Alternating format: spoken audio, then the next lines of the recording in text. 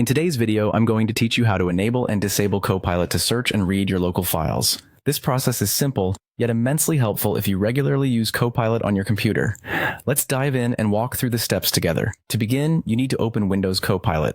If you're not familiar with it, Copilot is a built-in feature in Windows designed to assist you with a variety of tasks by providing suggestions and help as you use your computer. You can typically find it running in your taskbar, or you might need to search for it using the Windows search bar. Once you've located and opened Copilot, look for your profile or avatar, which should be situated in the bottom left corner of the window. Clicking on it will give you access to several options related to your Copilot settings. After clicking on your profile, you'll want to select the Settings option. The Settings area allows you to customize how Copilot interacts with your system and files, ensuring it works best for your needs and preferences. As you navigate through the Settings menu, be on the lookout for a section titled something like Data Access or File Access. This section is crucial for allowing Copilot to interact with your local files. Once you're in this section, you'll have the option to enable file access. This step is what allows Copilot to search, read, and even summarize the documents stored on your computer.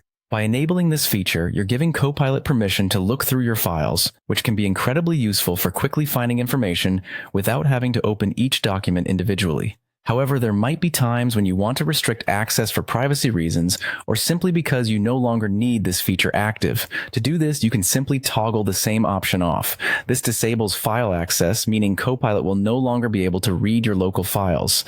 This toggling ability provides great flexibility, as you can easily turn the feature on or off depending on your current requirements. Remember, enabling this feature can be beneficial for quickly managing and searching through your files, but it's equally important to disable it when you don't need Copilot accessing your documents. And there you have it, a straightforward process to manage the file access capabilities of Windows Copilot in a few easy steps.